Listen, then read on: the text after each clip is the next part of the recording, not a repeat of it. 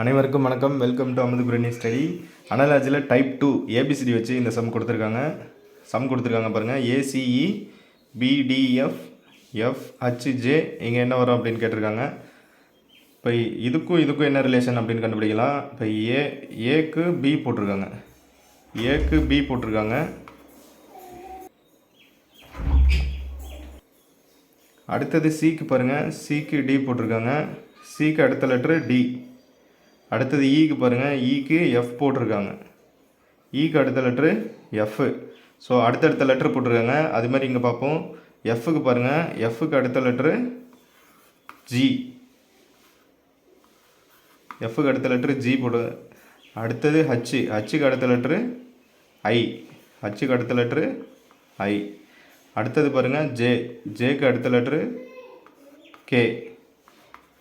So GIK is the answer. Okay, ரெண்டாவது some பாருங்கள். CAT DDY BIG இங்கே என்ன வரும் அப்படின்னு கேட்டிருக்காங்க. ஏபிசிடி வரிசையில் எழுதியிருக்கேன். இங்கே பாருங்கள். இதுக்கு என்ன ரிலேஷன் அப்படின்னு பார்ப்போம். பாருங்கள், இதுக்கு சிக்கு அடுத்த லெட்ரு டி போட்டிருக்காங்க. சிக்கு டி. ஏக்கும் டி போட்டிருக்காங்க பாருங்கள். இப்போ ஏக்கு டி போட்டிருக்காங்க. ஸோ சிக்கு டினா இதுக்கு அடுத்த லெட்ரு ப்ளஸ்ஸு 1. சியோட 1 கூட்டினா டி. அடுத்தது ஏக்கு டி போட்டிருக்காங்க. ஏக்கு 1 2 3 மூணாவது லெட்ரு ப்ளஸ்ஸு 3. ஓகே. அடுத்தது டீக்கு ஒய் போட்டிருக்காங்க. டீக்கு ஒய் 1 2 3 4 5. ஸோ +5. அப்போ +1 +3 +5 அப்படின்னு போட்டிருக்காங்க. ஸோ அதே லாஜிக் இங்கே யூஸ் பண்ணுவோம். பிக்கு அப்போ பிக்கு +1. பி +1 என்ன வரும் அப்படின்னா சி +1 சி. அடுத்தது ஐக்கு +3. ஐ எங்கே இருக்குது? ஐ 1 2 3.